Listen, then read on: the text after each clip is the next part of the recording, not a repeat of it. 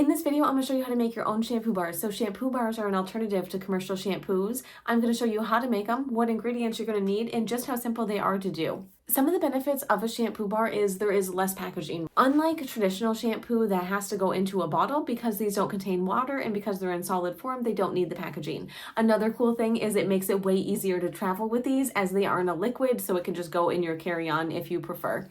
I also like how long they last. So instead of going through a bunch of bottles of shampoo, one shampoo bar is going to last you a very, very long time. So let's go ahead and look at the ingredients that we use in a shampoo bar. So the first set of ingredients that we use is surfactants. So I can go on and on and on about surfactants, but just to kind of consolidate this and not make it a super long video, surfactants are what gives the bubbling to a shampoo bar. It's actually what's used in a lot of shampoos. Now, it's not soap, because soap has to be made with oils and lye and go through the saponification process. This is surfactants that are commonly found in shampoos. It's commonly found in hand soaps and different things like that is what creates the bubbling in this product.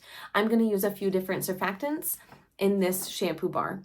So the first one that I'm going to use is sodium cocoa sulfate, and that's actually in noodle form. So I choose this in noodle form and not powder form because it is very irritating. So either way, you probably want to wear a mask, but I find that the noodle form is less irritating to my lungs than the powder form is. So that's why I prefer it. However, the thing about the powder form is it's going to heat up a lot quicker than the noodle form. So completely up to you which one you want to use. Just make sure that you're being safe when you are working with this and pour it very close to the container. This surfactant has a dense foam with a creamy lather, and it's made from coconut oil. So this is a completely natural surfactant. The next surfactant that we're going to use is cocamide propyl betaine. Say that 3 times fast. And that is actually also from coconut oil, and it has a very thick lather also. And the last surfactant that we're going to use in this recipe is cocoa glucoside, which is made from coconut oil and from sugar and has a very lovely gentle lather.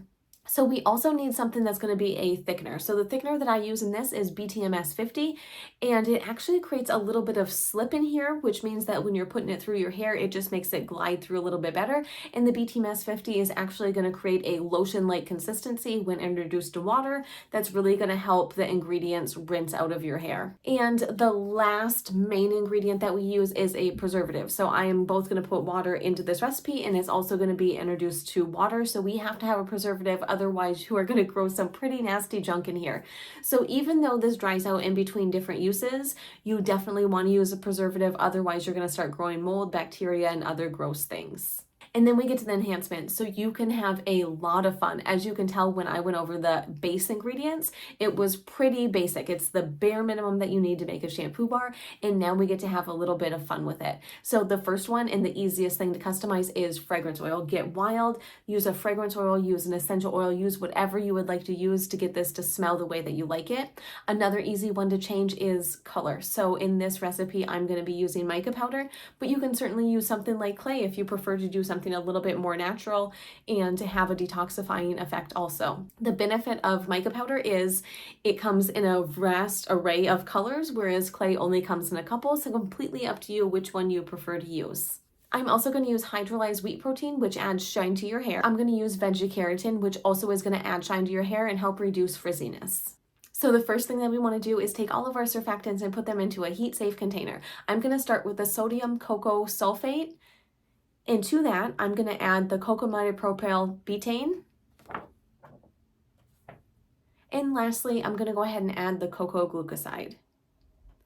Right on top of that, I'm going to pop in our BTMS 50. And we're going to go ahead and pop this on a double boiler. So for a double boiler, what I do is I go ahead and take a saucepan with a rubber mat on the bottom, and I just put it on the stove on a low heat. Now this is going to take a very, very long time to completely melt, so just be patient. Just take your time, understand that it takes a little bit for these surfactants to melt, and go do something else for a little bit. I stir it periodically. So I wanted to pull this out about halfway through so I can kind of go over something that we need to talk about, and that is pH. So pH is very easy to overlook, and you might be thinking, meh, It's really not that important. It is super important. Having too high of a pH can actually cause damage to your hair, and it can cause tangling and frizziness and do all of the opposite things that we want to do. So because I know that the surfactant is going to raise the pH in this, I'm going to go ahead and bring it down. So what I'm going to do is I'm going to take some distilled water and I'm going to take some citric acid, and we are just going to go ahead and add this directly into our surfactant mix. Now, you could certainly wait until after the surfactants are completely melted, but I wanted to show you this partway through. And the other reason why I'm doing it right now is I wanted to go ahead and add a little bit of liquid into our mixture just to make it melt a little bit quicker because I am getting impatient. So we're going to go ahead and pop this back on the double boiler for now. Now, in case you make any changes to this, you can certainly check your own pH to make sure it's where it needs to be. So if you use a different surfactant that I do, or if you make some adjustments, this is how you go ahead and check the pH. You are going to take 1 gram of your soap. To that, you're going to add 9 grams of distilled water. So that's going to give you a total of 10 grams. You're going to mix it all up completely. Now, this is going to take a little bit to fully dissolve. Once it's fully dissolved, you just pop your pH meter in there and it will tell you what the pH is of your shampoo bar.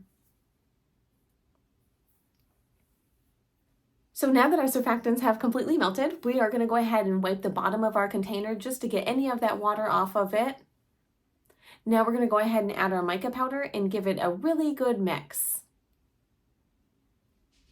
And I'm not really loving the color of this one, but to it, we're going to go ahead and add our hydrolyzed wheat protein, our veggie keratin, our vegetable glycerin, our fragrance oil, and our preservative. And we're going to give that a really good mix. Now, I'm still not loving the color, so I'm just going to add a bit of pink in here just to see what I can do and give that a good mix. So what had happened is I had made this in a lilac and I absolutely love the color, and now I'm trying to recreate it and it is just too dark. So let me try one more little bit of color to see if I can recreate this to be the lilac color that I made earlier.